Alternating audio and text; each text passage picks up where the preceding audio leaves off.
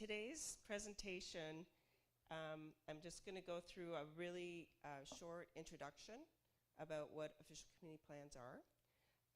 It's not the most stimulating, except for me, topic. And then Chris Field, and I'll introduce him shortly, is going to give you a more interesting presentation. So what is the official community plan? This is the token slide I have to give you. It's a vision, objective, and policies to guide decisions of planning and land use. And I will tell you that, in my opinion, it has to be actionable. So you have right now a fairly good descriptive official community plan, but it's not actionable, meaning how do you get to your vision? So the policies consider directions such as sustainability, hazard, environmental protection. So some of the maps up here, like debris hazards and obviously steep slopes, housing, transportation, parks, and servicing. Also for me, an OCP should be more of a really interesting document that all of you pick up and read, not that Carolyn, the planning geek, just spends her evenings reading. It's about your plan and it's your document. And as I mentioned, it's actionable. So why update the current OCP? And I will use that acronym a lot, Official Community Plan, OCP. It was adopted in 1998. There is actually nothing wrong with it. There's some really great ideas and great directions. But since that time, a lot of you probably know that there's been changes to the Local Government Act that legislates local communities. A lot of it based around housing, but there has been some significant changes. Okay, here I go, my first time. Consultation. It needs to be part of OCPs now. And also the impacts of the 2021 fire and atmospheric river and changing village demographics. And also, there was provincial funding to do this. That's not the main reason why we're doing this, but that just does help because a lot of communities don't have that. And this sort of looks at what you're looking at. It's on the website. You people have probably all seen this. It just shows all the inputs that go into an OCP. And again, how should Lytton develop and why? Even before the fire, declining population, older population, older than the provincial average. There's no main economic drivers since the mill left, other than tourism. Well, it really goes off. Oops, I'll go back one. And the limited land base. And so how will the OCP meet the community needs and expectations is really, really important.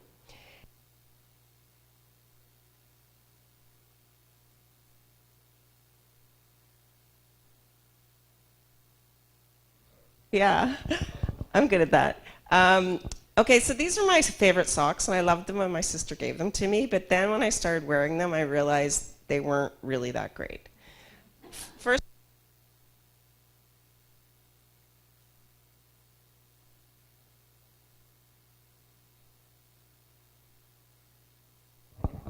here. Maybe the battery is low. But okay, so I do plan things, but I am a planner and I plan things, but that's not where I stop. I work with communities, so all of you are going to plan your community, to plan their special places. We develop an actionable plan. You provide me the inputs for what you want to achieve, and you continue to monitor and adjust. And Chris and I had a little conversation about that.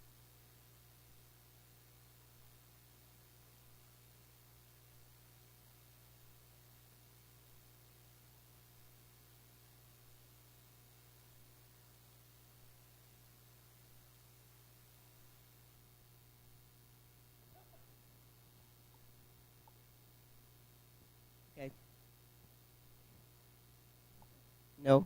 Oh, is it? Yes, I have to hold it really close. Okay, so so when we talked about the OCP update, I think a couple years ago you did look at going external, and as much as I'm external, I am really trying to learn Lytton. I've tried to reach out to as many people as I can. But again, I'm not an economic development expert. And so doing a little search and learning from my colleagues, I realized that we needed to look at economic development before we did OCP.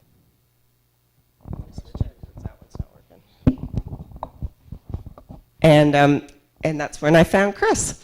So a little intro. Chris is economic development. As a matter of fact, I found him because I started looking at small town community plans and what I liked and what I thought was appropriate. And Chris kept popping up. So here's the intro, and I'll read it. Take your thinking to new places, free yourself from the constraints of the average, and imagine more ambitious future. Organizations often enter plan-making processes in a constrained mindset amongst a world of accelerating change. Staff, leaders, residents, and municipal council wants to reach highest aspirations, but sometimes the stones in the road could seem tough to tack around. So this is what Chris is going to talk to you about. I feel like I have too many things. And here's some of the projects. Farther, it's too loud. Oh, sorry. That's nothing worse. So here's some of the projects that Chris has worked on. And impressive when he started telling me some of the communities like Gold River. You guys think you're isolated, but Gold River is really isolated. So that's where I thought Chris would be the right guy. So Chris, come on down. I've worked at all the Kings. And here you go. Here you go. Let me know if I can help you. Thank you. Your community is in a tough spot. It's good to be honest with ourselves, right? Small population. I just have to look outside to see that there's a struggle. Good to acknowledge that. But I'm also here to say I've been doing this kind of work for 33 years, mostly in rural communities. I've worked in 200 communities across Canada. Very few of those are big cities. That's too easy. And I'm here to tell you, having seen it with my own eyes, the power of people who agree to work together to change the trajectory of community in positive ways, to reach for a word called ambition, to leverage a word called connectivity in ways of humans working together in creative ways. To do that, though, the real bridge to cross is sometimes we've got to, oh boy, it's going to keep going, we've got to let go of where we've been to embrace new ideas in a world that we just can't predict. Tomorrow will be something that we simply can't predict. But I am here to tell you, Lytton, your future can rock. It's the people in the room here putting your ideas together. It is the people who are not here that you will have conversations with. Don't think of yourselves as a ball that is screaming down the hill in negative ways. Imagine a world where, and I've seen this, the highest population growth rate between 2016 to 2021 BC, Radium Hot Springs, 71%. Why? COVID happened, and all these people who had recreational property from Calgary decided that this Dilbert existence that they couldn't stand in Calgary was worth letting go. Why? Because small communities have something really powerful in this world of exponential change, where we can feel anonymous, where the algorithms have us fighting with each other. There is something to come back to smaller places that is deeply soulful to people. And you see it in things like vinyl record sales have shot through the roof. Why? It's tactical. It's tangible. Health and wellness, agricultural products where people can see that it's being produced in front of them. For all of the things that are happening in the world that feel cold and impersonal, there is a counter movement of people who crave the very things that you actually take for granted. You're actually looking me in the eyes. If you did this in Calgary, you're threatening people. It's like looking at the gorilla straight on. You don't do that. You kind of look out to the side. You take it for granted. So step into your power tonight. So I'm going to talk fairly quickly. Some of this is meant for takeaway, ruminate on it, deep reading. We're going to try and speak about planning in simpler terms, because at the end of the day, you know, it says official community plan, and I know maybe you aren't all going to read it at the end of the day. How many of you have read the 1998 version? Hands up. Keeners, that's pretty good. That's awesome. Usually we don't. Think of it in simple terms. It is the story you agree to tell about your future in whatever way you want to. Economy, your social and cultural fabric, your environment. Whatever your narrative is of your future, it is what you agree to do. And all planning does is translate that into a physical kind of space. So even words like connectivity can translate into geographic space, whatever you want. Okay, so plans are geographic at the end of the day. I am also a converger of economic development and planning. Planning is kind of stuck in itself these days. It's learned a lot of no's. We're going to talk about that. It needs to be more about yeses and hows in a Canada that's a little uncomfortable at the moment. Anybody? I was joking at a conference a week ago that there's going to be a new tariff on orange crayons. Like, that's how interesting life is getting, right? But we'll recover and we'll move on. So let's start here. So here's what we're going to do today. Basically, I'm going to yap at you for too long, and you're going to say, Field, stop talking. But the real important reason that you're here is we're going to ask you some questions. It's like a spark. I liked your word, Melissa, where why are we here? Because you're at the top of a funnel in reimagination. And you don't know where that's going to go. So tonight is about trying to put some stuff on a wall as your first thoughts. Then we'll arrive at something like, what are some key chapters in the story that we want to tell? We'll call them themes. And at the end of the night, you'll just get around your little tables and we'll give you a theme and you can explore some initial ideas about what does that mean. Then that gets taken away to the planner nerds of the world who start to try and translate that into real life for you, okay? It is okay to be okay and to not be okay. We're going to talk about that. Wow, there's a thing. What an OCP is, I'm going to blitz through that because you've done that fairly simply and fairly well.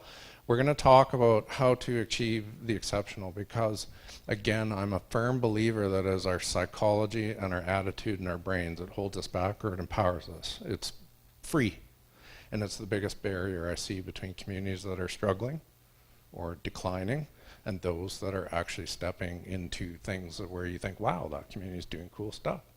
The thing is, it's cheap, it's free, it's our attitude. So we're going to talk a little about that and some other key things. What is your story? It's a really ugly looking page of some facts about Lytton, just some where you currently are, and some polling and some discussion. 2021, that's a bad date. Okay. Hello? Yeah, it's hard. It's hard. And it's okay. This is okay. Because, and why do I know these things? Because I lived through this in High River in 2013. My parents lived there. I drove right into that with my parents' house looking like an aquarium, and the house next door flooded out because something floated down and punctured a window, and we cleared all the basement. My dad had cancer at the time. We cleared out the basement. We held the aquarium back. And then I watched a community really suffer and struggle. And it's okay if it's 4 years on and you still feel that. You're probably going to feel it your whole life like I do. My dad died 10 days later. Like for me, I'm still in the stages of grief. That's okay. But at some point, and recognize that some of us are great. We're moving on. Some of us are not. But love everybody in your community for where you are. Meet them where they are, because that's the connectivity and the working together that will get you places, okay? Since then, some recovering and some rebuilding. So even on your website, these are things that are tangible and visible. I loved the former mayor of Canal Flats, where I did a lot of work for 6 years, who talked about the power of visibility and tangibility. We talk so much, we create these plans. And I remember a councillor in Stony Plain, Alberta, once said, we have so many damn plans, I don't know what the damn plan is. We're great at talking. But people at the end of the day, including all of you here, want to see things happen. And that's why I love when you use the word things that have to be actionable. That is so critical. Things that will get done. These are good things. These are things that are getting done.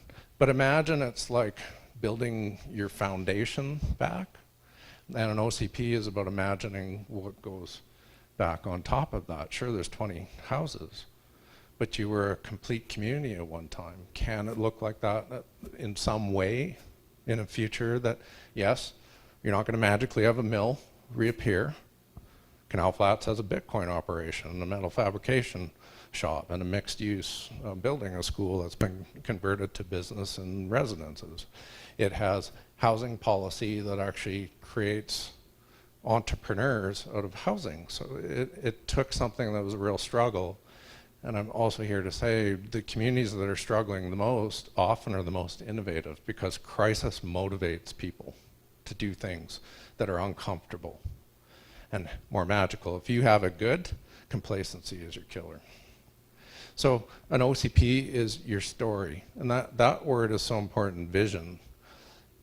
Let the planners fight about all the weeds of the actionable stuff. You guys fight on the story part, the vision statement at the end of the day, the 100 words that says, this is who we are, this is why we're different and better than other places, these are the key pillars of what we're going to do, and here's our emotional engagement hook that says we love lit and don't you dare not love it.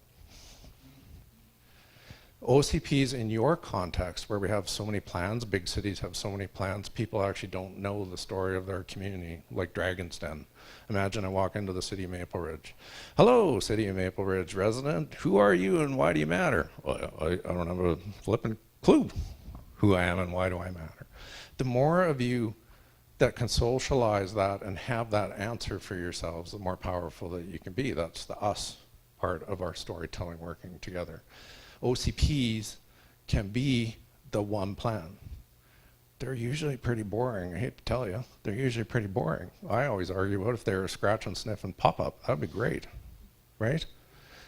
If they're interesting though, they are the communicator of the singularity of you that puts all the pieces together, and it feels like the pieces. You understand how the pieces are all working together. So the one plan. I'm going to flip through these only to say that for our council, an OCP is the primary legislative planning document, the primary document that guides everything else. Everything else falls from that. Don't get confused, or maybe get confused later. There's also zoning bylaws. Those are colors. There's colors on your map. Those two work together. They're like Abbott and Costello, Laurel and Hardy. Do we want to go anywhere else with seesaws? Anyway, they do work together, but often we end up talking more in zoning bylaw stuff because it's the world that we know with colors on maps and what you can do and you cannot do. Think of the OCP as the more general paintbrush of the vision part of that, but the two do work together. Transformative progress. So I encourage you at the end of the day, comfort zone, where magic happens. Comfort zone, where magic happens. If you rebuilt to purely a conception of 1950 in your mind, which was a heyday for you at 2,500 people, if I believe ChatGPT, when all of the wheels were on the bus and they were rolling pretty successfully, that can't happen. The economy has fundamentally shifted. The way that people think about things has fundamentally shifted. Forestry is not going to ever be the way that it was in BC. Those are facts of life. We have to let them go because we owe it to our children and our grandchildren to reinvent, to reimagine, to be adaptive, to embrace change for what it is. But we have to kind of move in the transformative direction. It will be uncomfortable because you've just eaten, and I don't want you to fall asleep. I just want you to, these things are fun. Just go with me on this, and it's really more fun if you've been beer drinking, trust me. Take your right foot, and you put the bottom of your foot on the ground and start turning that around in a clockwise direction. And if you can't do that, you're screwed for the second part. But let's try this, okay? How are we doing with that, with the right foot? Rotating? Okay. If you're doing that, now take your left hand and draw the number 6 in the air repeatedly. Huh? Huh? Is anybody doing it? Okay. There you go. Fun party game for your next weekend or your next Lytton gathering. Why does that matter? At the end of the day, you can't do everything. You can't be all things for all people. I often see communities saying, discover us, where we'll just drop that and everybody will love us. A Lytton of the world, or any community for that matter, matters to a portion of a pie chart, and it might only be the 3%. Discover us is trying to work on the 100. You're after the 1% of the pie chart who gets you, who sees your grass as greener, who is the independent entrepreneur who is struggling paying for a $1.4 million house in Vancouver, or owns it because of inflation, or they bought it 20 years ago and they can sell out of that and start the business that they always wanted to sell. That is a real thing. That's happening in Slocan, BC, where house prices went up 49% while we were doing an OCP, purely because people were leaving Vancouver and Kelowna, where house prices are also over $1 million, to do exactly that. Start the business that you wanted, retire early, get the ball and chain of the house off of my feet, empower myself. That is a movement that all rural communities can take advantage of. You just have to find the space for you to articulate that. And so focus is really important within these plans. You can't do everything. Be good at a few things. That's called value proposition. Not every tourism will be something that you will continue to grow into. You just drive down the canyon, it's spectacular, you know that. But you can't do all of it in tourism. You are not Las Vegas. You're something that is your own version of yourselves and telling your story using your assets that you have. That's really important, that's focus. Government struggles in this area. I want you to think of a community plan as a direction. So government only has 3 roles. Wow, government only has 3 roles. I'm not giving you a lecture on government. Oh God. 1, set a direction. 2, provide services. 3, provide those services at a price people are willing to pay. That's it. The services part we get, generally, unless it kills you, like Flint and Walkerton water, we just take all those things for granted. Roads, you're rebuilding all that, I get it. Roads, water, sewer, fire, emergency services, that's the 80% of what communities do. But the really awesome communities are working in the 20% that is surrounding that with amazing story, quality of place, quality of life, the way people connect with each other differently. That's called brand. And that is important to you because who is attracted to those kinds of things versus not? Investors, those who might relocate residentially, tourists. They want to see different, not same. And so 80% of what communities do, all that services part is same, not different. You have to dwell in the world of a bit of the 20%. What makes you compelling? What small things can you work on within a community plan that spin the ball, that turn the shreddy, my favorite marketing campaign of all time, just turn the shreddy a quarter turn and all of a sudden the world is different. What does that mean for Lytton? It's houses today, but what else is it in future? And who will help you get there? And it's not people that are, I know you've lost some population, they're not coming back, but I want you to think, the plans are 30 years, they're a generation in thinking about the future. It's who's not in this room today that your community plan should be having a conversation about. Who wants to come here in future pragmatically? It has to work, can't be pie in the sky, but pragmatically, who wants to come here in future?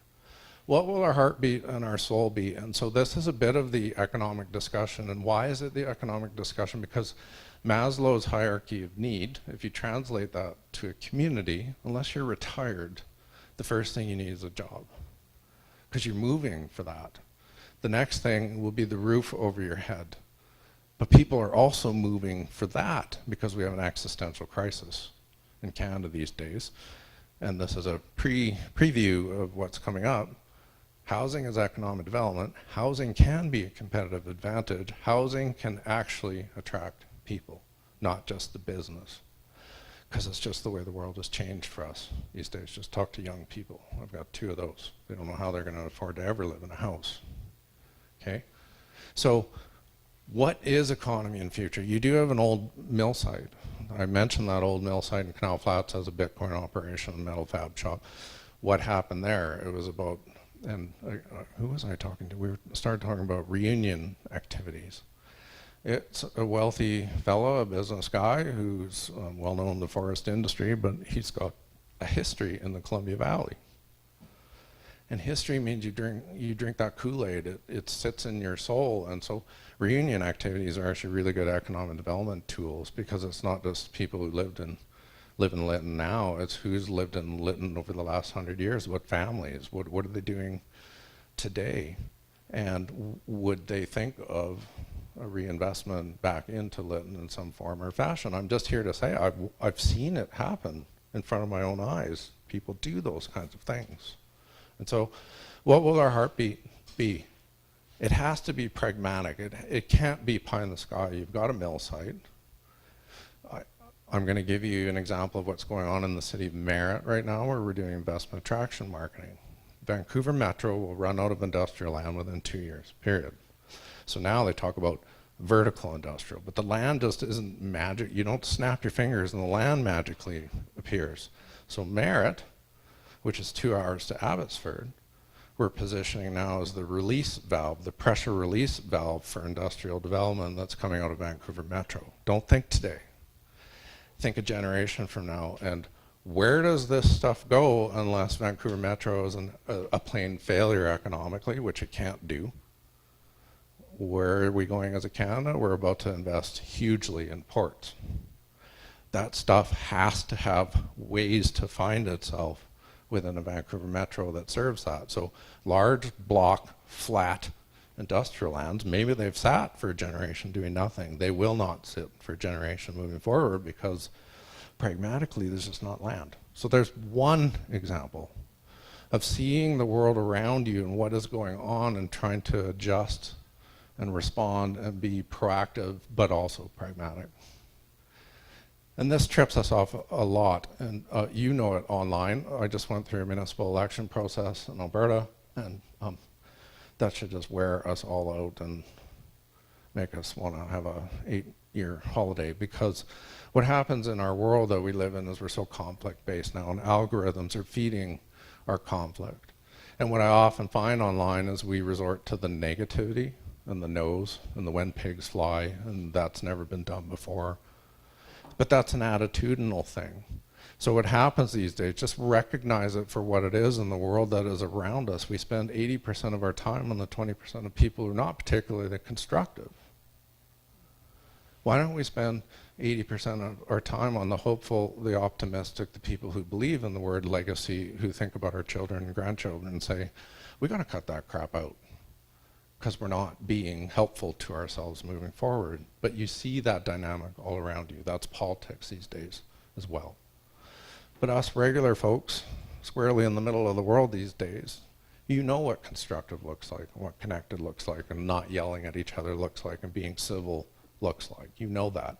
That is your superpower as smaller communities. I'm here to tell you, bigger communities, they fray themselves more readily.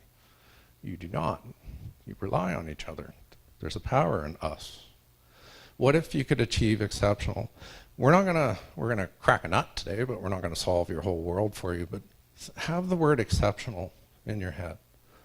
And once you start, use ChatGPT if you're scared of it. Just have a simple go at it. Type something. Give me 10 small communities under 500 people who have cool small initiatives. And you'll start to see the world open up. Or as soon as you start to think exceptional, honestly, you start filtering all the information around you for beautiful, good things. And they can inspire people to do things. Castlegar is the sculpture walk capital of Canada. Worked there for 10 years doing stuff for them. Because they saw a sculpture competition in the United States, but then they turned the shreddy. The shreddy was they wanted the community to vote on their favorites, but they pre-negotiated the price of these sculptures that were appearing. I dare say, like, whatever it is, 12 years or so later, there's almost too many. Like, it is Nelson to the north, not very happy with Castlegar, the more conservative commercial service center, who basically stole the artistic and creative and cultural thunder of Nelson by seeing something in the world and saying, how can we be different or better or dynamic in our community? Fun fact, the only one that has ever been damaged in all those 12 years, Humpty did get pushed off the wall. You can phone and ask. That is very true, okay? Our future, our choice. So these are like either ors. You do these things or you don't. And I'm going to come back to attitude. It's a light switch. You do these things or you don't.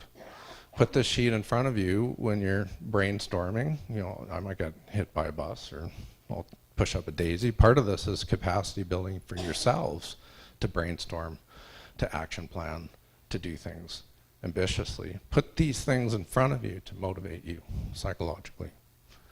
I'm going to talk about two big things on the 5 ways to achieve the exceptional. This is just 33 years of doing stuff, working with a lot of places, and these are 5 truths that I just boil it down to, whether, you know, how quickly we can leverage exceptionalism or not. I'm going to talk about attitude.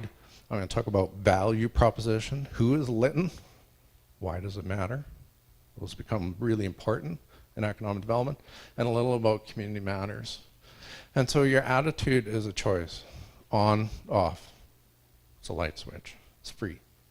Okay? Anybody see my profile? My few extra pounds just make me harder to kidnap. See, that's positive, right? If at first you don't succeed, skydiving's not for you? No? Okay.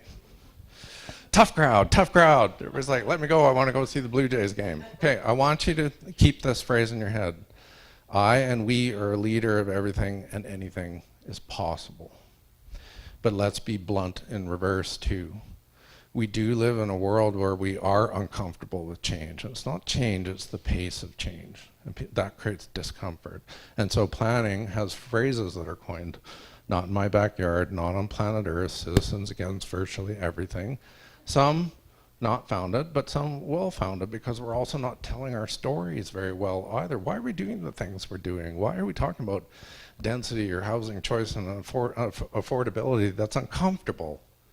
But what if we're doing it for our children and our grandchildren? We're not very good at putting the storytelling around these things together either, okay? How? No is not an option for you. Unless you've discovered the craziest idea ever, but run with it for a while. That's creativity, which leads to innovation, doing things different, and magic happening. How? Oh, I'm gonna go back here. So you have to imagine how entitled we are actually as a society. So this is 2 generations ago. This is my grandmother's house in Strasbourg, Saskatchewan. There were 8 kids raised in that house. 1 died of scarlet fever. They almost starved on that farm.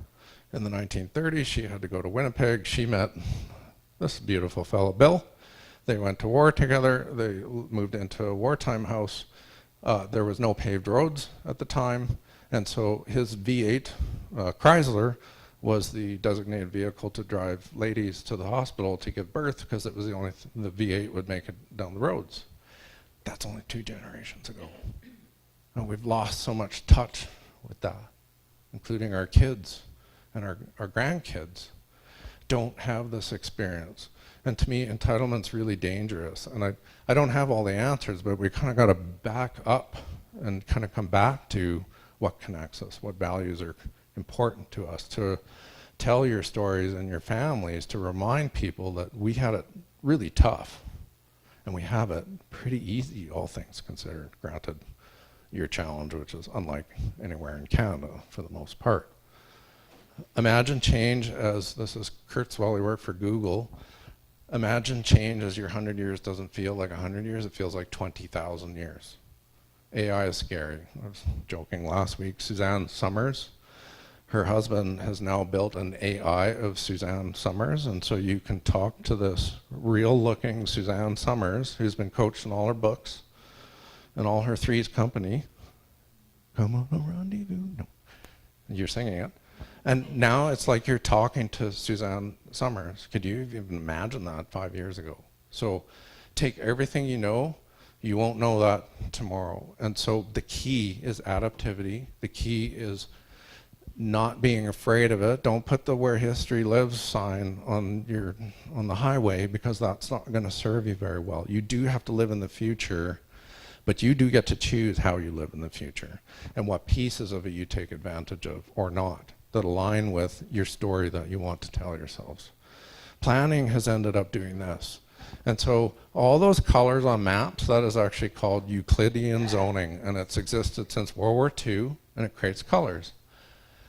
But Canada, we're not building things. Everybody's talking about we can't get big projects done, we can't get housing done, we can't get small projects done. Who are we as Canada? Let's get busy and do stuff.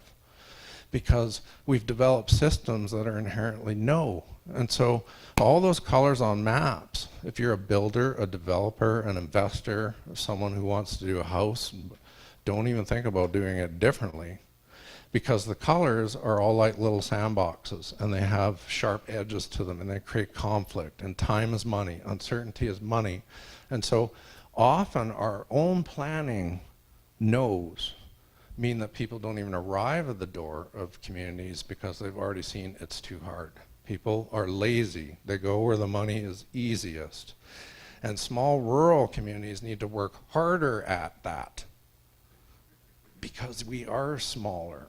Things just don't arrive. We've got to work harder at it. It doesn't mean just letting go and having a free-for-all. It's not that. But planning in general is now moving in a direction that I would call more permissive. It's requiring conversation and collaboration with those who are wanting to do things. That's a new kind of language. It's a new way of doing things. And we'll talk about what that looks like briefly. Home is super powerful in this kind of attitudinal space. If you ask brand-related questions around, give me one word that describes your community, it's home. And that's super powerful. We're going to talk about happiness in a second. You never thought you were going to hear about happiness research, but we're going to do a little of that. Just remember that word. But that also means that your conversations within a community plan are incredibly sticky because of the word home. Friends, family, work, hobbies, relationships, the meaning of life itself, it all sits at the community level. It's not at the federal government and the provincial government levels. It's at the community level. All of you walking down the street. I do want you to think about a plan as just a plan. Plans are paper. That's it. It takes people to actually do the things that are on the paper. And we often forget. Well, you'll go through this whole process. You'll birth an OCP, and you'll say, that's great, we've reached the end line. No, you just got to the start line is all you did. And often we think we've hit the end, but you haven't. Now the hard work starts. How do we make it happen? And you're not going to be able to rely on the world around you just doing it for you. You have to do the work, put in the work, and it'll come back to you. So culture eats strategy for lunch. And so talent doesn't need to be worth $1 million. Talent doesn't have to have a computer science degree or a billionaire beside your finances. Talent is how creative your brain thinks, how it looks at the world and says, I love the possibilities that lie in that, and how many of you are doing that. That's what that's about. And so why do I use that outline? I used to work for the town of Okotoks, and we were doing interviewing for a town manager, and I was facetious, and I would ask every candidate, I said, you come into your office one day and there's a taped outline of a dead body on the floor, what do you do? The guy I wanted to hire, without even hesitating, said, I'd see if it fits. Now that's creative thinking. I'd see if it fits. He'd lie down, see if it fits. That's creative thinking. Talent, recognize it, you all have it. Just unlock it and unleash it. You all have it in your ways that are big or small. But just recognize where it fits and sews in all those threads, sews into a fabric that is the sum that is greater than your parts. How do I leverage all of you for, some of you may be flowers, some of you are great painters, some of you are business people, some of you are home builders. How do you all fit together to make a sum greater than parts? And so connection is a superpower. You have it. But a community plan is describing that in spatial terms. So let me give you an example. Melissa and I were talking about that view right there is spectacular. Then you were talking about there's benches way down there, right? Over there. Are the two connected? If they're not, is it worth spatially connecting that for all of that view? What does that look like? Maybe it's not a park, but sometimes it's a wider sidewalk, or sometimes it's planter boxes, or sometimes it's a wayfinding sign, or sometimes it's a heritage sign. How do you connect those two? That's just one example of how you kind of view the world, as how do we connect ourselves spatially. We were talking about your community center and need for gathering space. Radium Hot Springs built a community center about 5-6 years ago, and it attracts weddings like crazy. It's on the edge of a park, it's beautiful, it's all windows, it's got a beautiful view, it's got a high ceiling. The community gathers there, but the bigger community gathers there, and what is that? That's economic development, right? That's connecting a bunch of dots together. That's when you get more powerful solutions. And so even in investment space, I've relearned this since COVID, specifically working in Canal Flats, where we would have meetings on tennis courts and you name all the weird places we would have meetings, but even the wealthiest money, it's all about relationships at the end of the day. It is. Money is small in its audience. They all know each other. It's a small group. Once you get the trust of one, they talk to each other. Trust me. Trust me. So connection is physical, economic, social, environment, and intergenerational. How would you define that within your community plan moving forward? Start thinking about ideas now. And more connects us than divides us at the end of the day. So build bridges, don't build walls. Okay? Even the angriest amongst us and the most negative amongst us, maybe they just want to be heard in a different way, right? Little kids' toy rings, that little phone stupid thing that rolls and the clackers. You'll all pick it up and answer it. There's more connects us than divides us at the end of the day. And so I believe that even in municipal government, these words can exist if you will them to exist with the light switch is on or it's off, because that kiddo on there demands it for sake of future generations. And so you see it all around you. So geese, 70% faster by unit of energy, flying information. Bees, ants, you see it all around you. Unfortunately, in North America, we're one of the most individualistic societies. Canadians and Americans, they measure it globally. We are extremely individualistic. But I just showed you my grandparents 2 generations ago. We were deeply us because you had to rely on each other, period, or you just wouldn't survive. I'm not saying that we just go back to flip a switch and go back to these romantic notions of history and Hallmark movies. I'm not saying that, but I am saying that we are hardwired to do those very things as human beings at the end of the day. For all the world of technology, people still love small communities in particular because you're human. You got eyes, you got a soul, it talks, you got hands. There's a human experience in there. And so imagine your community plan, if your storytelling is a connector of dots. So often, if I see a pothole, or I talk about that over there, that's okay, you get that. Mine rings like James Bond I was talking about earlier, because it sounds like I got something important. You can be, how is that? That's a good? You should answer. Let's all answer. No, he's hung up. Okay. Well, okay. We should have put him on. That would have been great. Imagine, though, that you've got all these chapters that you're trying to weave together, okay? You've got social, cultural, environment, you've got economy, whatever it is. The more that you can weave them together, connect the dots between the things, that's a powerful story that you tell yourselves in the Dragon's Den elevator pitch, which is your vision statement, which says, I am lit and hear me roar, okay?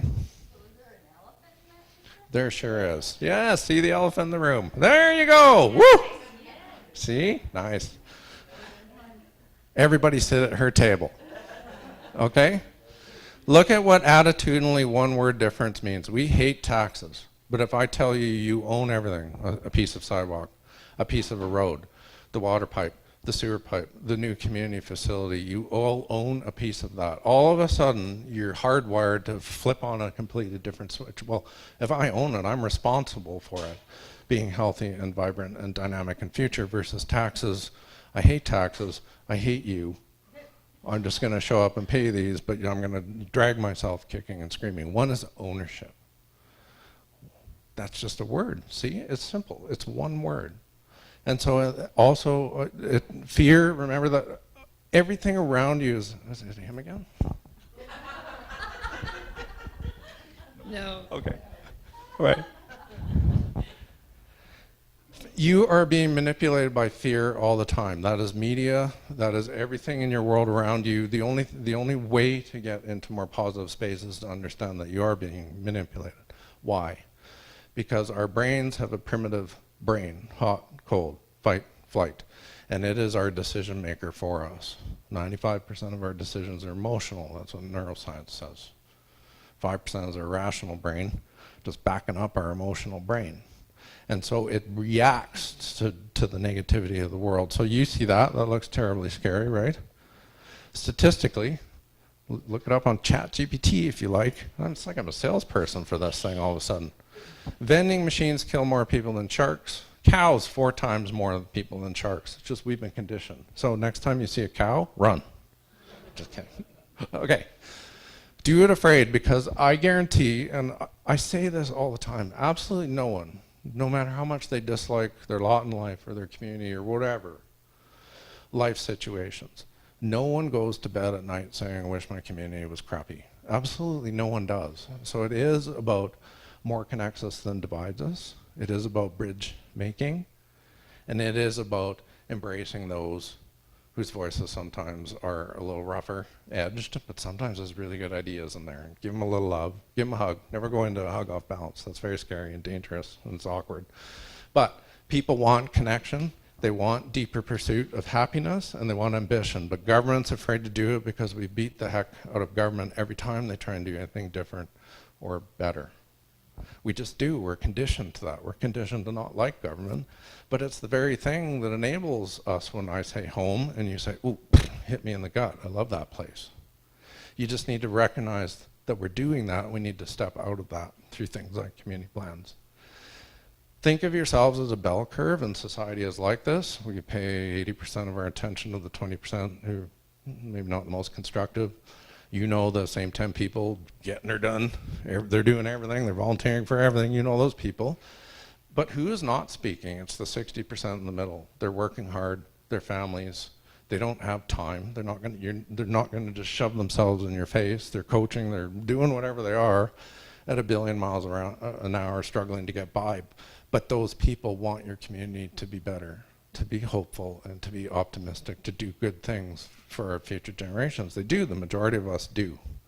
So even talks like this tonight, I know it's a lot of talking, but it's so important to have the preconditions so that when you get a plan, we do things like this, which is empower ourselves to move the whole bell curve to the right, where we are more exceptional in our own right, where we're star performers in our small communities doing whatever we can.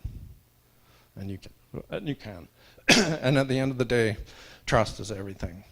And so trust is about basic services and having those, and it is about rebuilding where you are now, but it's also strong communications between all of you, all of your constituencies over time. It boils down to communications. If you don't have trust, you can't do the cool things. And the cool things are where the different or better is sowed, which helps you attract investment, resident relocation, and visitors. I know it's long. The ball is squarely rolling down the hill. Trust me. Why? Who is lit and why does it matter? Think about that, because I need to read that in an official community plan, because I'm going to be your investor. I need to read that. It needs to sing somehow, and that's a hard discussion, because it's not 20 things. It won't be we're a small community, we have small town atmosphere. Everybody says that. That's just black dots on maps. What is it? Scratch all of that deep in its soul to find the 1, the 2, or the 3 nuggets. Ooh, did I use a word that's actually historically almost appropriate to this area? Wow, okay. Find that. And it's hard, and it causes you to question yourself or everywhere that we've been, but that is the way the world works in a world of competition with 8-second attention spans. By the way, goldfish is 9 apparently. That's what research says. Ours are 8.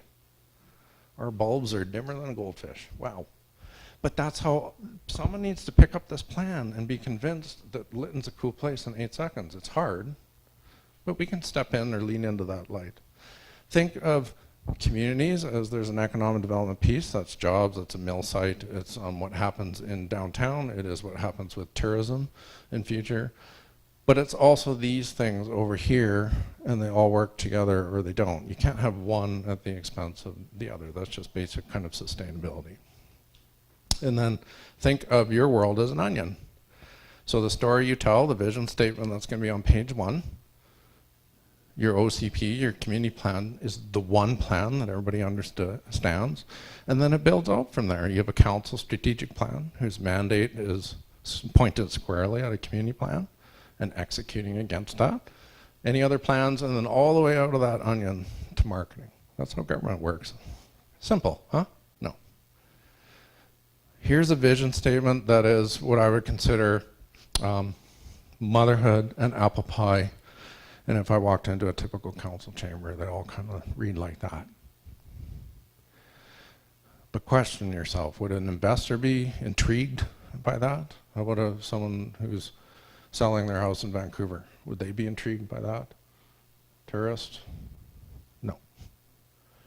So, and I'm not saying Canal Flats is a be-all end-all, but it is a comparable community, 615 people. By the way, it's grown by 150 people. It's almost 800 people, so small communities can do it.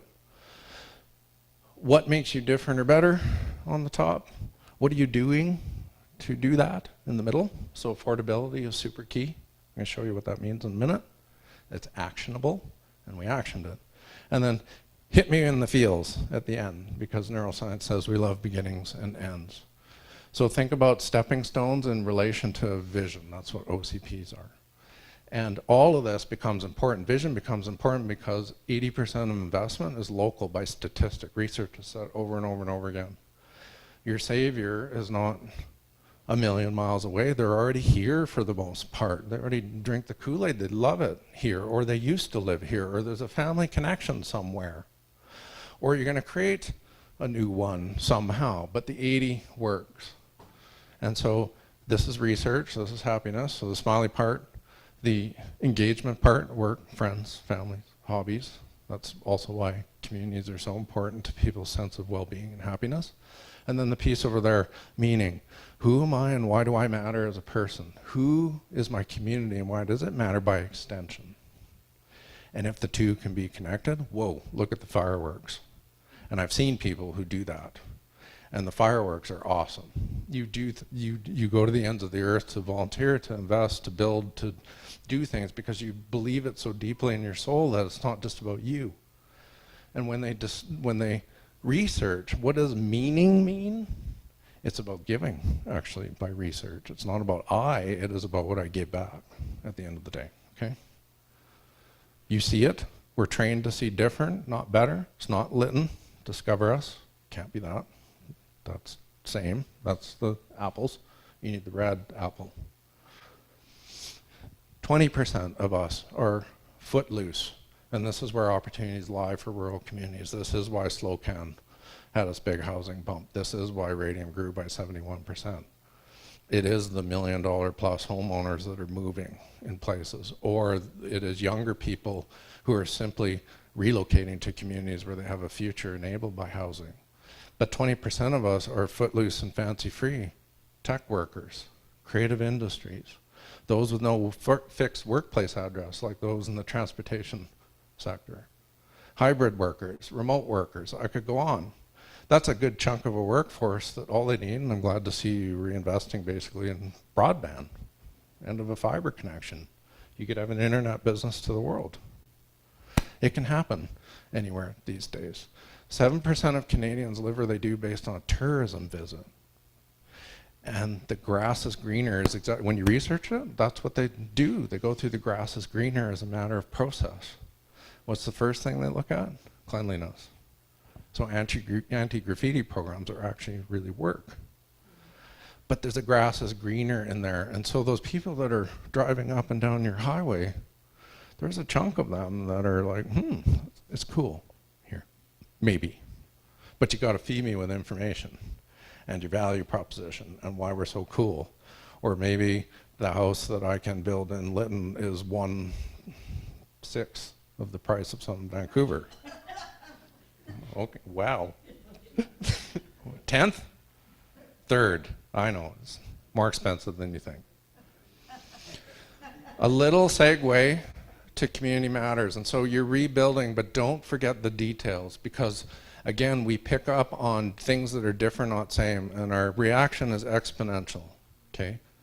And you are manipulated in this space all the time, by the way. So like grocery stores have their vents, put the fresh bread smell right over your head when you walk indoors. Like the little things in these kind of community spaces and placemaking matters. And so I don't think you're going to build the Eiffel Tower, but at the time, at the World Fair, it was a leading publication described it as an upside down, hole riddled suppository. That's not good, right? It's the most iconic. I know, that's strong, isn't it? But the most iconic thing there is in France. But again, our reaction is because we don't like change. Our knee-jerk reaction is to not like it. But placemaking is about standing out from the crowd and creating conversations. Art and creativity should create conversations that people don't like and like. That is the art of creativity. This fellow loses his wife in Ohio, old mining or mill town, Rust Belt, Ohio. He starts painting fire hydrants, then he moved to fences, and then he would knock on doors and start painting people's houses, and he started this whole movement I saw on CBS Sunday Morning where people would come from surrounding communities on weekends to therapy paint. Paint's cheap. All I'm saying is find these little nuggets of ideas that are out there. Be open to the world. There's a Ralph Waldo Emerson, the world laughs in flowers. Utility boxes. Remember I said graffiti? There's not a utility box where I live in Okotoks that isn't vinyl wrapped. They're not expensive, like $100 a box. And you can put whatever you want on them. $5, right? Imagine if I did that times 30. Would you being a full rest stop on the Trans-Canada Highway be something that people would actually say, I'm breathing deeper here? Yeah, they would, but they need to see it. Remember that the market is a catalyst, and so often we develop planning policy that totally ignores the market. And so people who want to build things, they need to 10 to 20%. If it's real estate, it's 20 to 30%. And so we'll fight over things like parking, believe it or not. You know, I see this time and time again. I must park my car. I know you're going to rebuild downtown. I get all that. But on main streets, people say, I must park my car right in front of that business over there. I will not walk half a block. Parking standards break business models. And so it requires you to step out and be uncomfortable with the way you design policy, having conversations with people. How do we get it built? That's a different conversation than just saying, well, no, in all of our plans. And so in Canal Flats, remember I said affordable in their vision statement? We built out a business pro forma. And there is a minimum of 3, I know, you may not do it here, that's okay, context. They have a minimum of 3 units they can build on any residential property in Canal Flats. Why did we do that? Because Canal Flats, south of the valley, 600 people, mill closes, it's struggling with knowing whether it's even going to exist, maybe just dissolve into the rural municipality around it. And we did basics like this. How do we get people to actually move here where they would maybe go to Invermere or Radium or other places? Housing. And so the third house unit, when we ran those numbers, paid you to live in Canal Flats. It made you an entrepreneurial business person. The second one, a mortgage helper. The third one was paying you every month. Is that an interesting value proposition in a tough place? Yes. So if you're going to say words like that, you must back it up with the hard choices you have to make to actually deliver that, to your point. Deliver it, to deliver it in real world. And so legacy, think legacy as bold and different. In Saskatchewan, where I was working with an economic development group, I've never seen this before, but it's legacy driven. In Moosomin, there's an economic development group who is business people, not a government, And they got together and they put money in the pot to say half of us is philanthropic. What do we need done? Do we need a health center? Do we need something like the school needs to be converted to something else? Do we need an airport runway strip? That's half of them. Money where their mouth is. Why are they doing that? Because they have wealth and means, and meaning to them is giving back, legacy, future generations. The other half of them is like Dragon's Den. They have a simple thing that says, you want to grow a business, you want a business succession thing that you need help with. What is it? Give us your information. We'll decide whether we work with you and how deeply we work with you. Is that not cool? You can do that even in small Lytton or amongst the Canyon communities if you want. You can do it. It just requires a kind of creative way of thinking about things. Legacy is powerful. And it translates directly in words. Even survey responses will move from 3 to 10% solely based on a word. And so ask yourselves these questions as you go through, and you'll get this deck, so you can look at these things as a reference as you're working out the details down the funnel somewhere in future. But ask yourself these questions. Push yourself. There's a lot of words, right? This is for later, but all it's trying to say is by data, you have some challenges. And you do have some opportunity spaces. Rebuild is what it is. 2026 and 2027 are transformative in some ways. Some of the very core of you will be rebuilt. People will see that. The more that is visible and tangible, the more others look at you and kick that tire, so to speak. And there is some tourism master planning, economic development, recovery planning. Don't read all the details. It's all to say that I think you need a new framework moving forward that's a little more audacious, that's sharper elbows. I know it's cliche, but sharper elbows for you moving forward, that is more focused on little bits of pie charts, not trying to be everything to everybody. And so there's housing as economic development. We're only going to build half the housing in Canada over the next 10, 20 years. That's a huge opportunity for anybody who dares to want to do it differently. Read this later. But it's not the politics you hear of GST tax credits on things. It is doing all of those things. If you really want to step into it, it is into things that are more uncomfortable. Period. But you can. And think about who comes here. Younger people, families, entrepreneurs, those who have their own business. Maybe they're hybrid workers and they drive into Abbotsford 2 hours away. It's all possible. But you need to house them. When we don't know the future, we fight for what we know. Plain and simple. There's no way around it other than to see it and to recognize it and be uncomfortable with that. Do the small things. Often when we get these plans, they seem huge and hard to break down. Think of small things that you can do as well. Don't let go of that within your plan. Small things build big things. And then think at the end of the day, a key challenge that you have. In our mind, we want to rebuild what we saw 5 years ago, 10 years ago, 50 years ago. And one of the real things that I find in communities, all communities that we struggle with, is are we a complete mirror of who we are today at our average age of, 60 years old? On Gabriola, where I have a property, it's 68 years old, right? Are we a mirror of what we are today? Or are we a window into a future that we don't really know, but it's better to try and navigate that because we need younger people and families, and they need to be living in houses, they need to have gainful employment, creating more employment. But when you do this plan making, think about who is not in the room and represent them. There's no young people in here.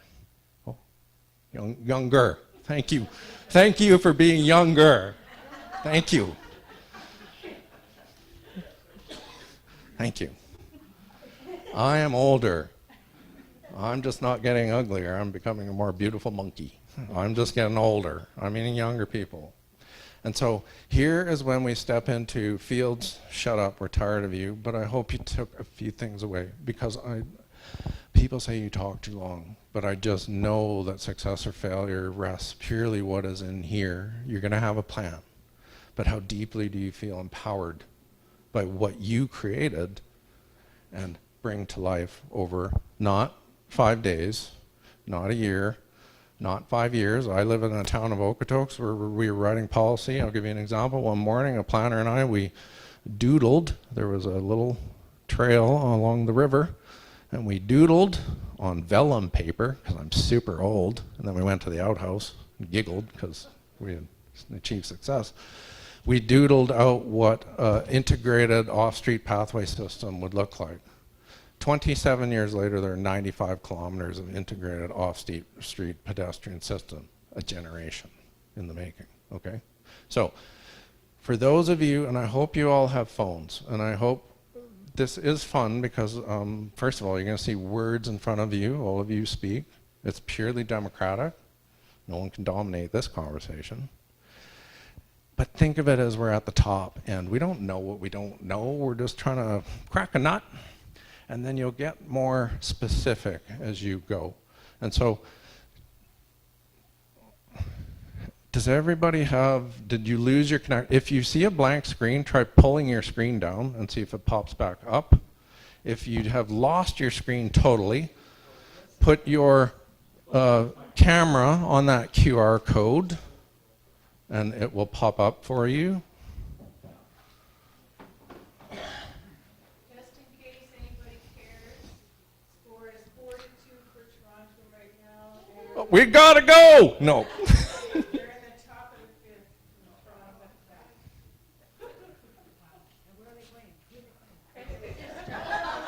Oh, yeah, you're good. You're good. Yeah. There's just a black screen with, I think most of you are on. Okay.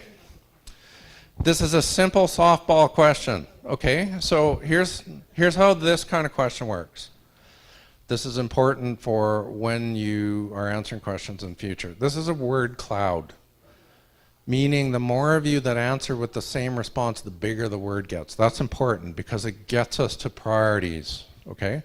So if you see Lytton, retype Lytton. If you're from Lytton, put Lytton in. I don't care if 10 of you put it in because the word gets bigger, and that's how there's a bunch of questions like this, okay?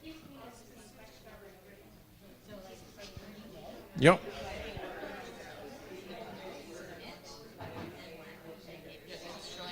It's showing up. No, okay. This is only question one. There's 12 more. It doesn't matter. Yeah, there's 12 more. Okay. If you have, and this is important for future, if you live in a place with, I don't know, a lot of words, run the words together or put dashes between the words. Don't separate the words. This will become more important, okay? For other questions.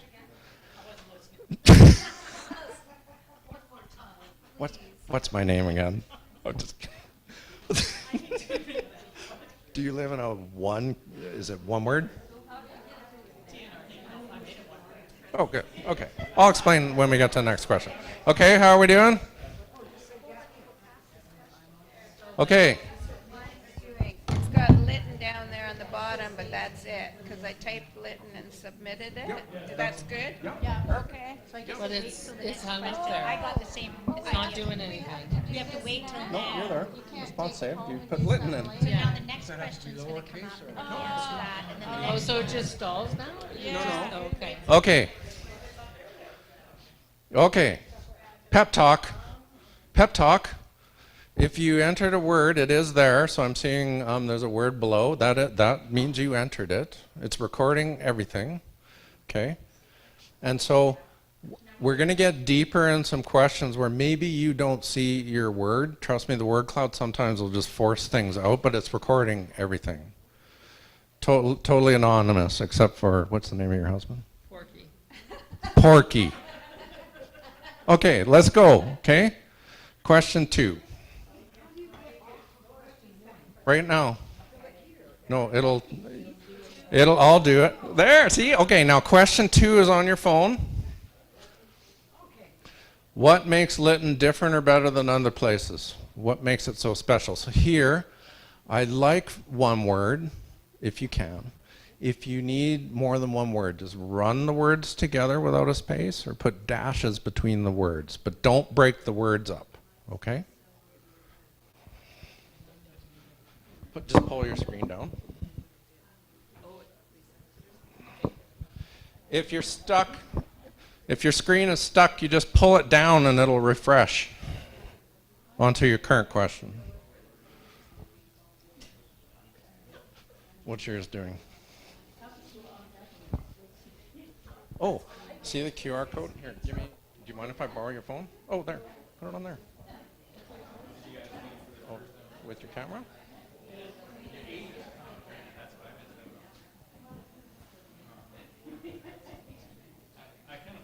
Oh, no, that's the wrong one.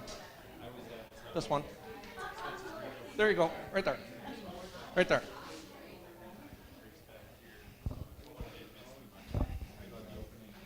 Yep, just hit that. Yep. There you go. Ah, see? Okay. Okay. Pep talk. For those answering community, what helps us Canadians, we like to be generalists. Why do we like Lytton? Oh, the community, which tells me Lytton. So sharpen your elbows again. Scratch that. What about community? Friendly people? Porky? I don't care what it is. What is it? How do you define community? And you can answer as many words as you want. Just put more words in then if you've been typing community. What about community? Did you lose it? Yeah, you just pull your screen down and it'll refresh.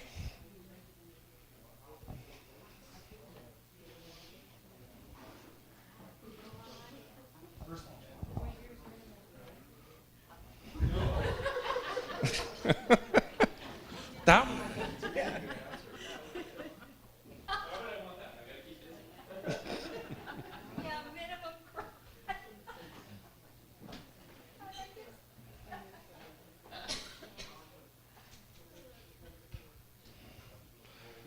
How are we doing? Some people still look like you're typing.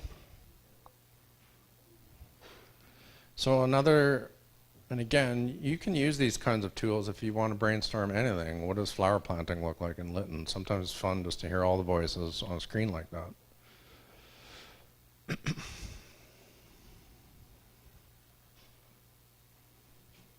Okay. Yeah. See? You are talking. Cool, huh? Okay, let's keep going. What are our strengths? So again, when I say strength, I want you to think about not just us as Lytton necessarily, compared to other places too.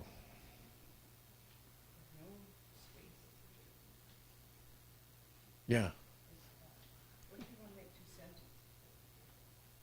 Then go ahead. Do it. Yeah.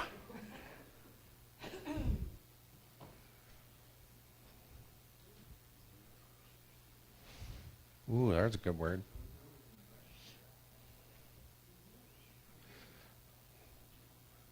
Fun fact, you can use emojis. Ooh. Yes.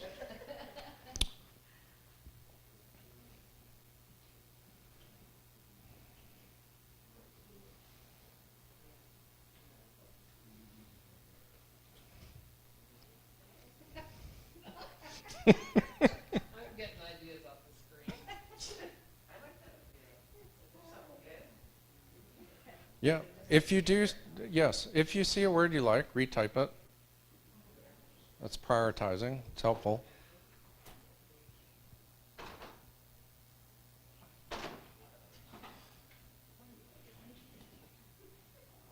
How's your 2 sentences going? Well? Not doing it?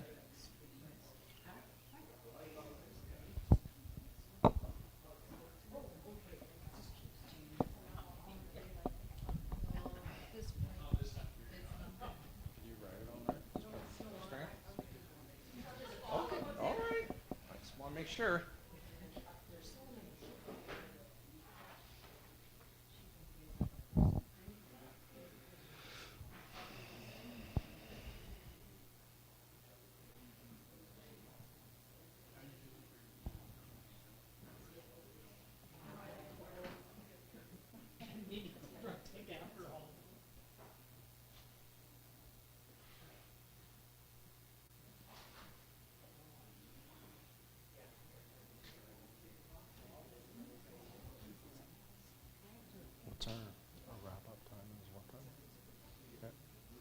Okay.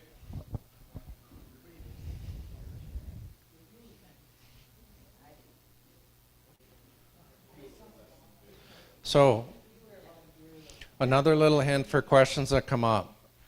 Don't work too hard at it. You want your lizard brain to be telling you stuff, and if you're working at it, we're working too hard at it. And so, for our next few questions, kind of sing the Jeopardy song in your head. And if you don't have an answer, that's okay.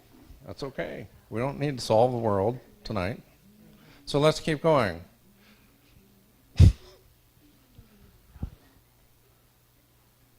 Perfect.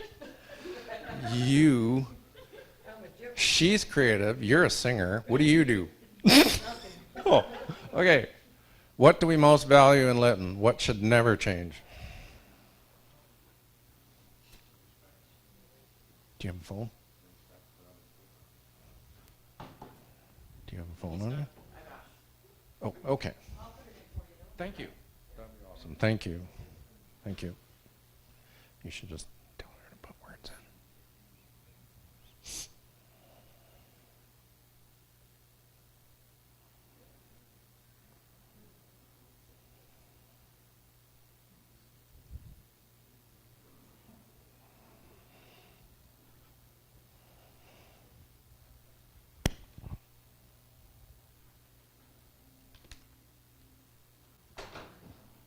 Which?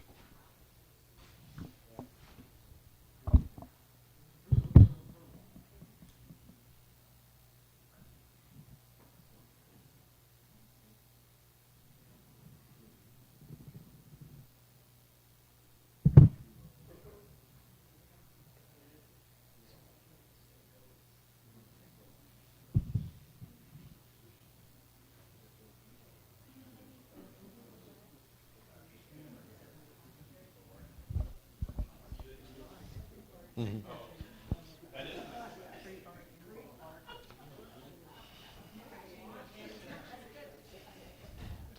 So, I love your word walkability, for example. So, when it has to be actionable, walkability is easily actionable, for example. Okay? You're getting this. Okay, we ready? Let's keep going. What are our economic opportunities? Be realistic and pragmatic. Yep.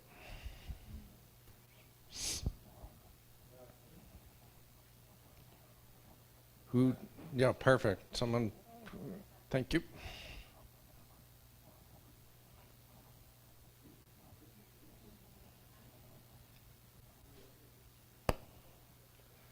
If you've said tourism, scratch it. What about tourism? Rafting is a perfect example, but what else? Type that. Melissa, can you put that in? Thank you.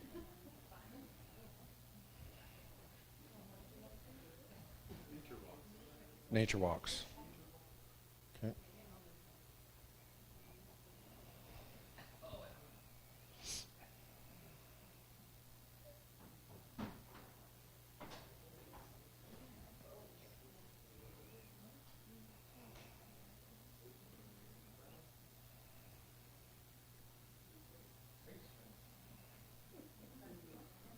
Guess who put that down?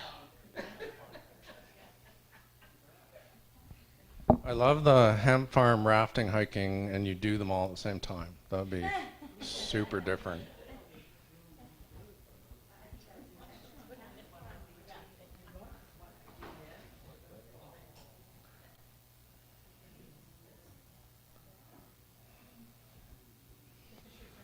You all are good at this. But no one knows. If you've misspelled, no one knows. That's what's so awesome. This isn't just us in this room. Is there some online?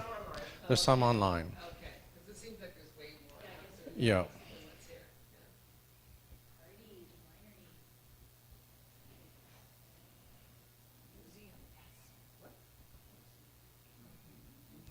So, museum. So again, think if history is part of your conversation, think how people are doing it in current times. So I was in Niagara on the Lake for a conference 2 weeks ago. Their number one tourist attraction is ghost tours, which is history. It's actual people's stories, but told through a storyteller at night with a creaky lamp. Hey.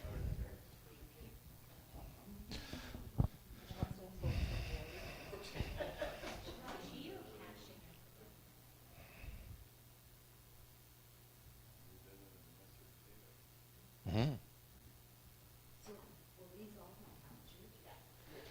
This does it automatically, and so when we put the material together, you'll see all this. Yep. Okay, let's keep moving. Oh, you guys are so into this, we can't. Maybe 15 seconds more?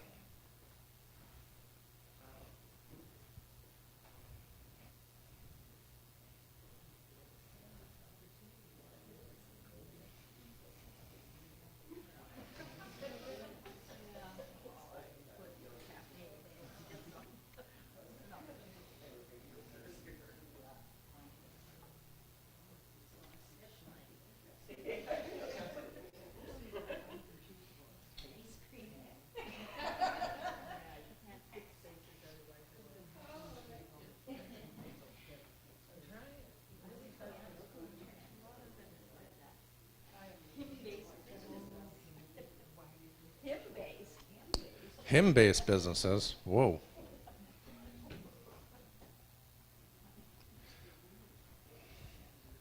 Okay, we'll do 15 seconds more. Twice.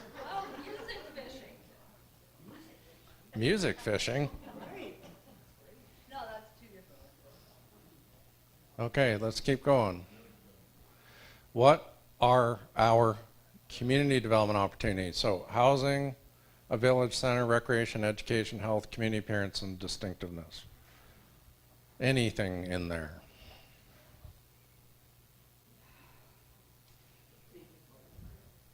No, it can be just, that is what community development is kind of all of that subject matter. So whatever your thoughts are in this space.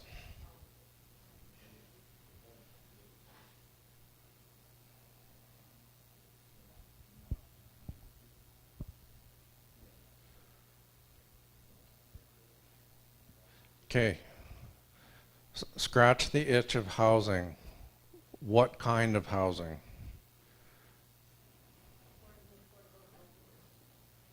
Type it in. Just do like affordable housing or 2 units or apartments or rentals. You know, how do you qualify what you want to say about housing? Single family.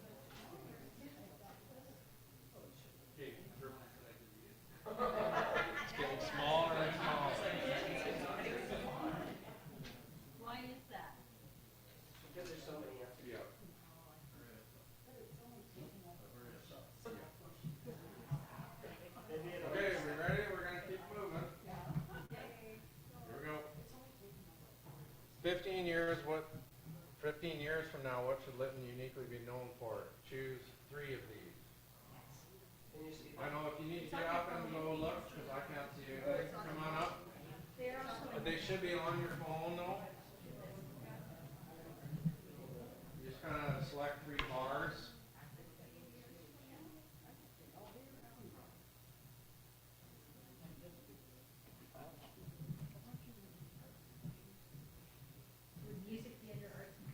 Yes. Pick 3.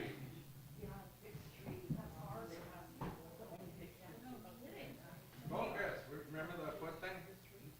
You're gonna have to do that again. Right now. Never. Focus. I'm surprised you didn't put up anything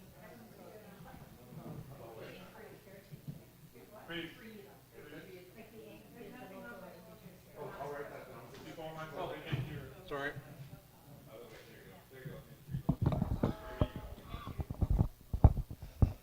I'll write that down because I was going to ask other. Yeah.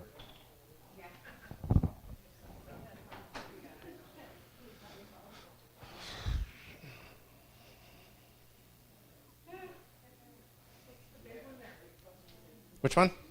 outdoor programs. Active outdoor recreation hub.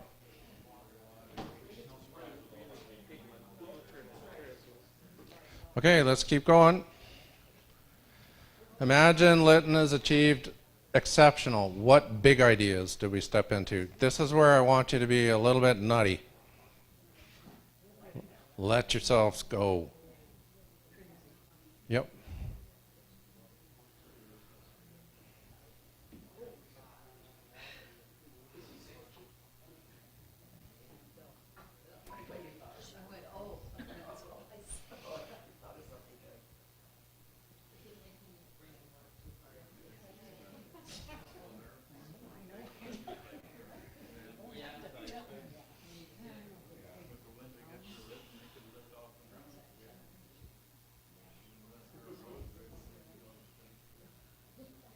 Did you say?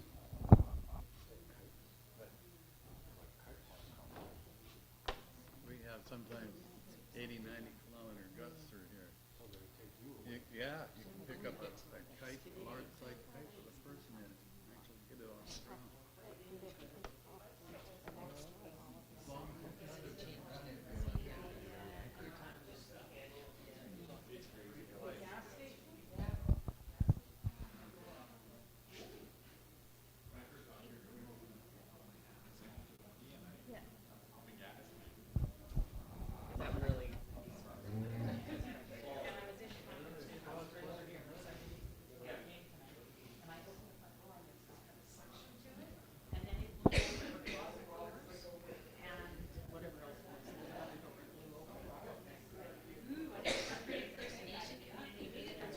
The which one?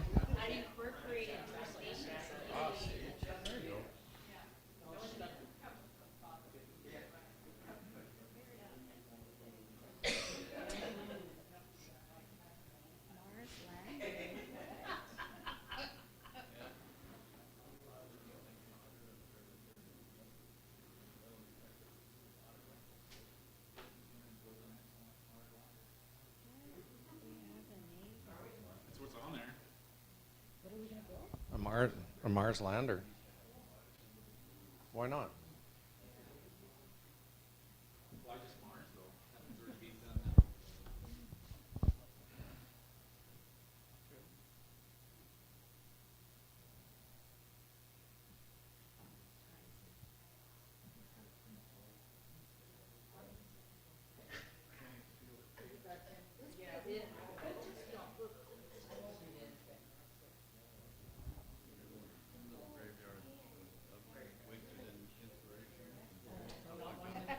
Well, I'm gonna put down no bridge to the west side.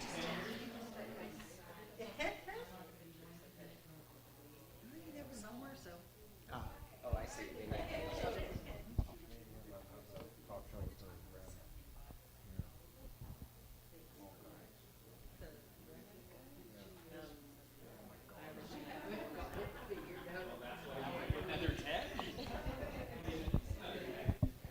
Okay, we'll keep moving for sake of time. But big ideas it's okay to really do things that are unusual. I don't know how many of you watched the John Candy documentary, but there's a little piece where Conan O'Brien was working for his yearbook in his high school, and he just said, well, let's ask John Candy if he'd come see us at our school, and John Candy did. Like, you don't get what you don't ask for or dare for. So that's what big ideas are about. It's okay being a little unusual. Often there's a nugget of, in the zany, there's a nugget of something cool. So always challenge yourself in that space. What's one small thing that we could do? Visible, tangible, small. That's big. That's big. We all got to eat. Small thing.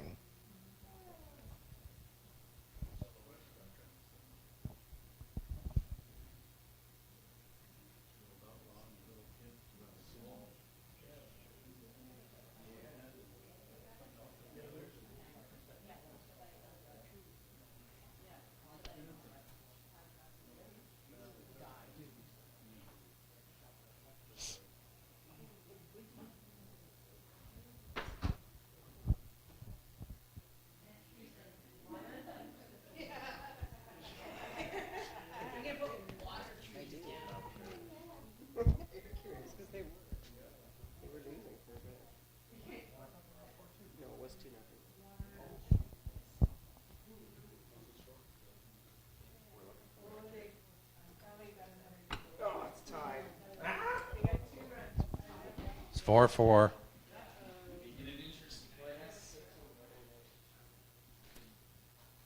What inning? Yeah, what inning are we in now? 5. Okay. All right.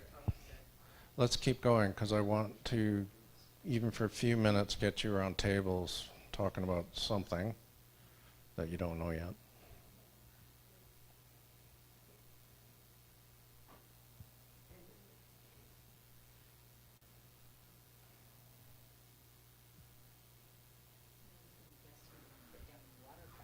Is this air-conditioned outhouse, this thing?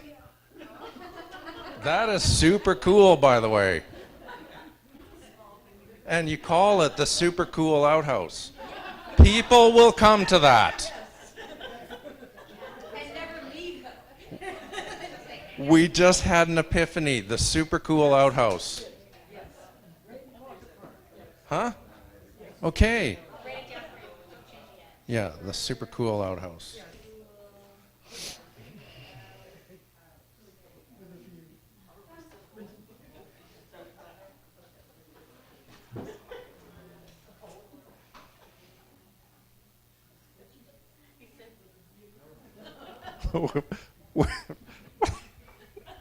With a view. I've already got the marketing phrase. Shit happens. At the super cool outhouse. With air conditioning.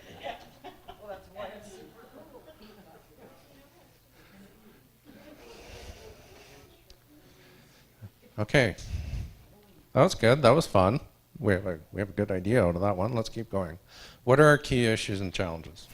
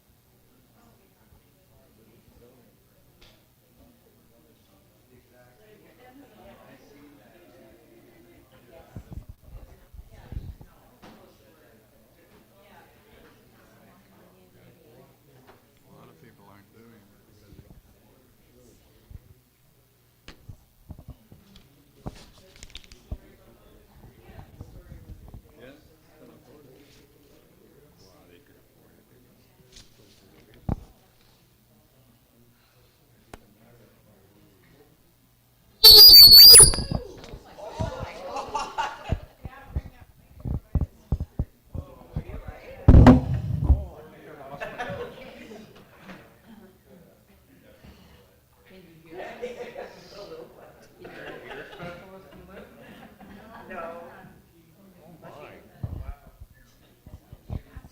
you deaf? Yeah, I've got it. What if I run by? Put the mic down first. Just kidding.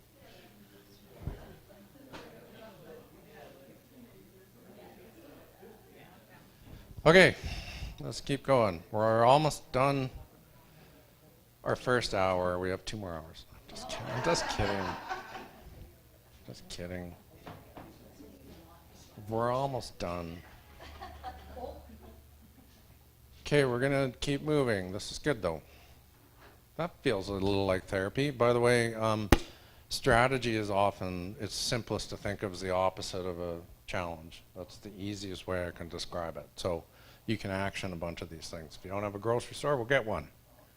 Gold River has not a good grocery store, and it's actually in their economic development strategy. We certainly talked about what are other creative models from co-op to whatever to come back to a community grocery store, right? So, oh, you guys are just all going at this.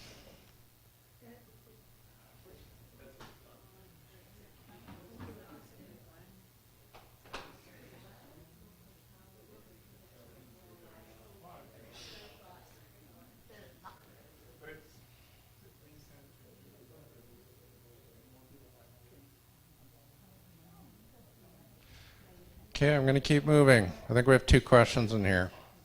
Oh, okay. I know you may need to get up and see these. Oh, right. God, I keep forgetting that. Yes.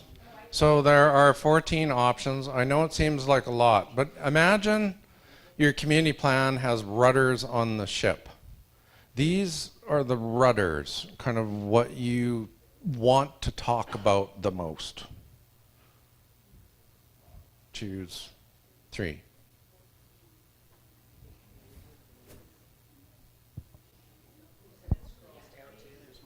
Yeah, there's 14, so if you need to scroll to the bottom, scroll. Choose 3.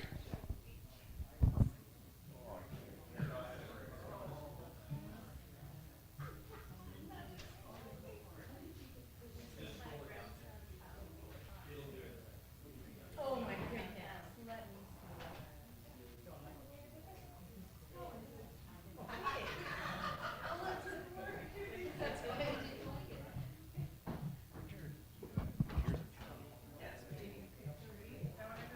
Yep, pick 3.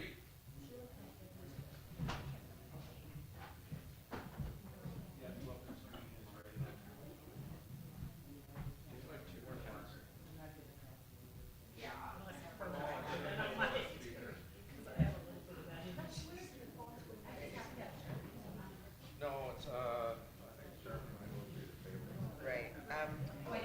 We should go on it. Here, I've got some in my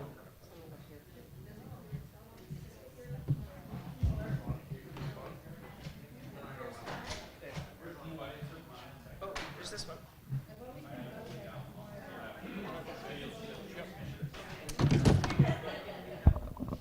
Okay.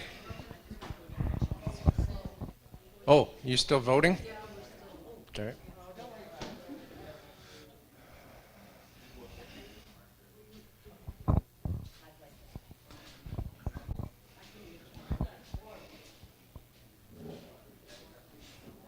Can you write?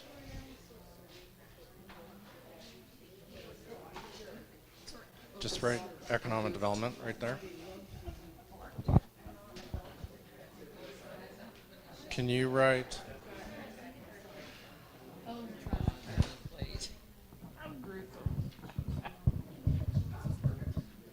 God, I can't spell. Okay.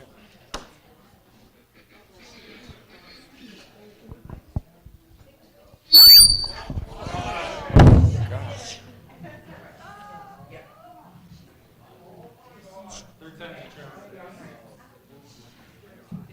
What did you write on there? That is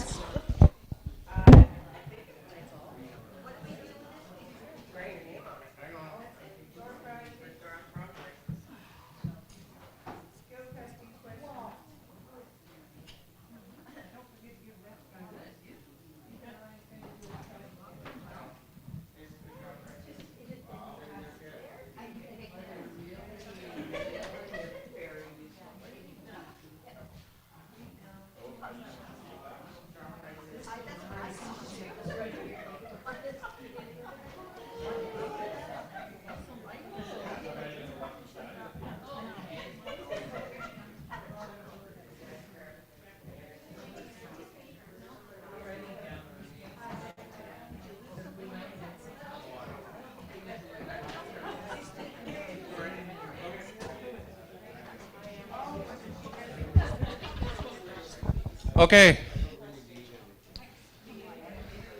I can't even hear myself think because my ears are now blown out. What? I know. Don't answer that yet. For even 5 minutes. Each of you has a sheet of paper. See these? I assigned you the top 6. And I gave you a subject matter. So this table is economic development. This table is my terrible spelling, climate resiliency, First Nations collaboration, and so on. Okay? In 5 minutes, and I know it's a challenge, I want you to answer A and B. What is the desired end state? What would successful economic development look like? What are 3 things that are priority for us to do? In 5 minutes, food security, and you are fully functioning village. It's just about brainstorming some early ideas. A and B. A and B only. What's your vision? What are some key things to do?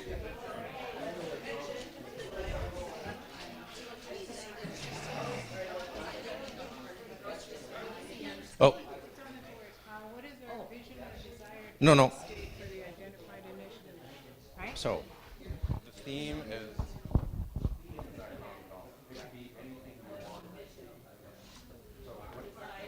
what do you want to see out of economic development? That's where you start. Is it attraction of families? You know what I'm getting at? What is it? And then what are 3 kind of key actions that we could take? Yeah, to get there. You know what I'm getting at?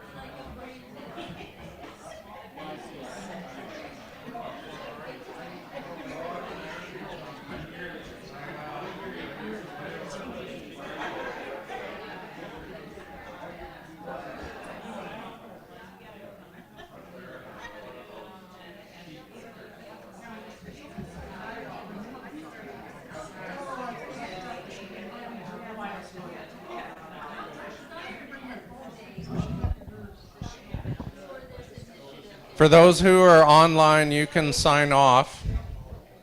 For those of you who are still stuck here, 2 more hours to go. No, I'm just kidding. Maybe if we could do 5 more minutes. Although I see they're deep in conversation over there. 5 more minutes.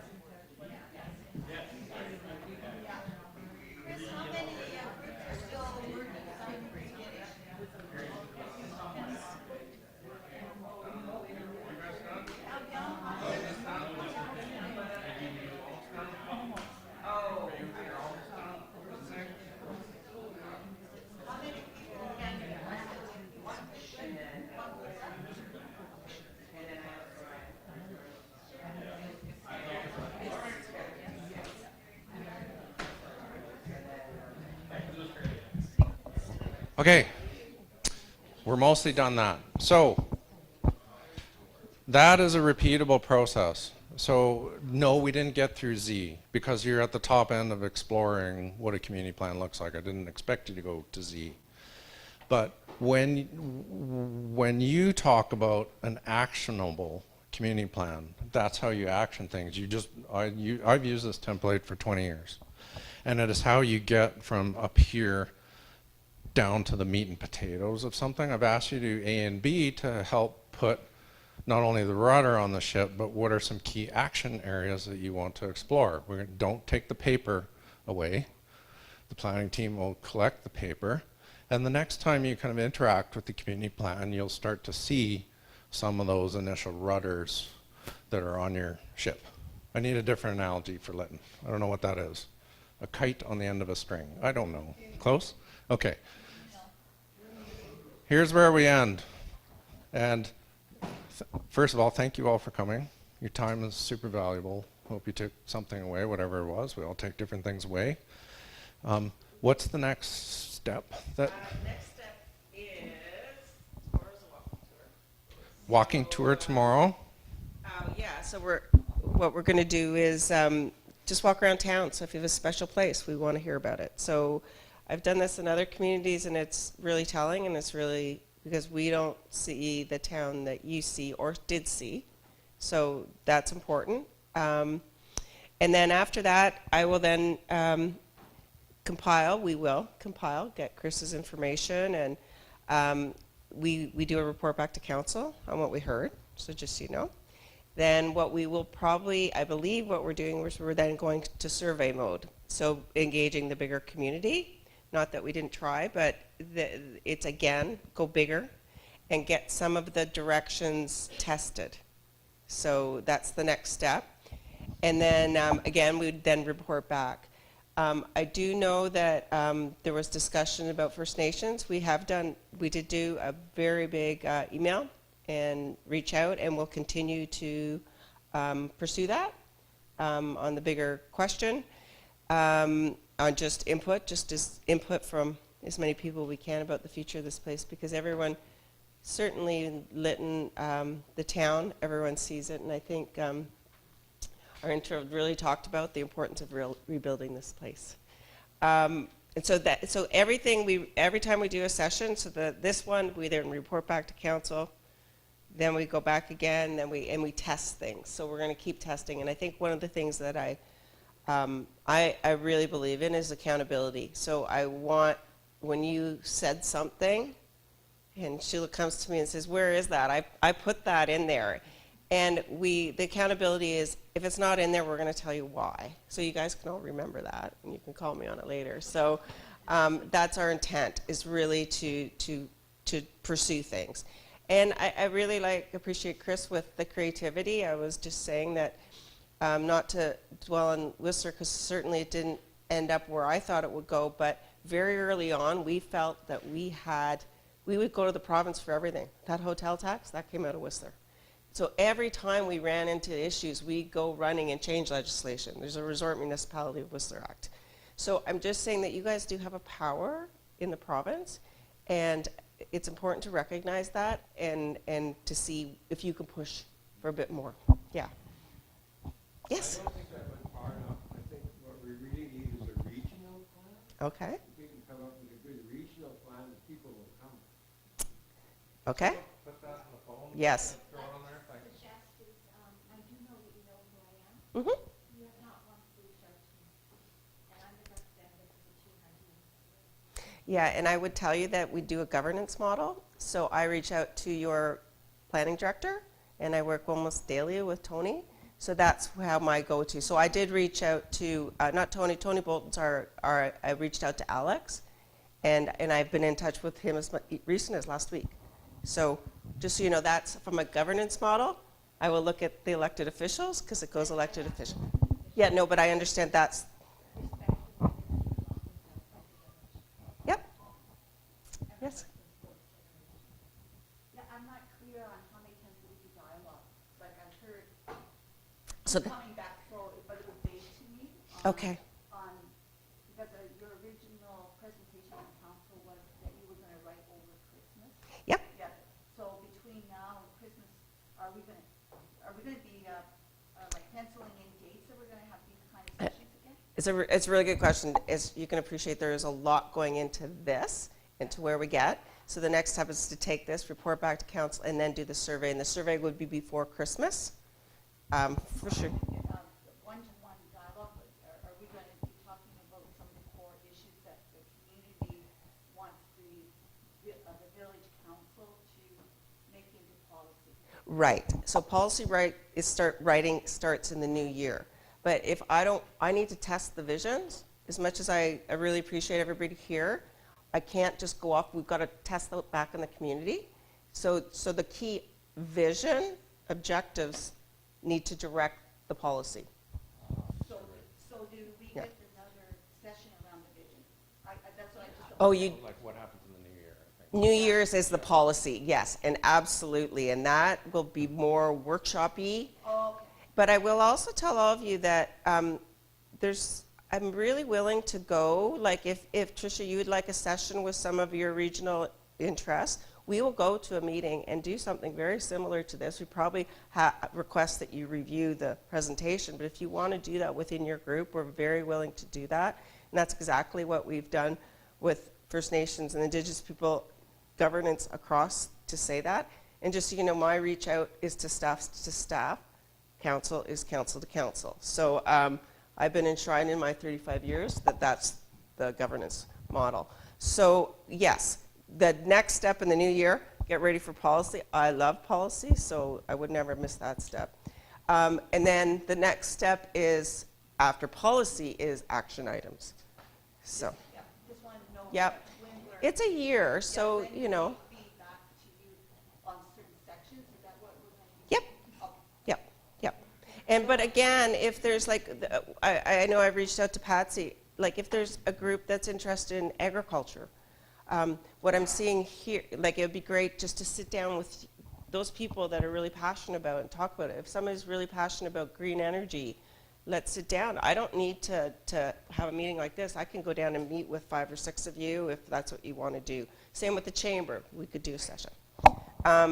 The other one I would mention is arts is not really been represented, and we're going to pursue that as well. Yeah. Because arts is really important. Thank you for your start. I think we should be working towards a coalition. You're all very nice people. Thank you.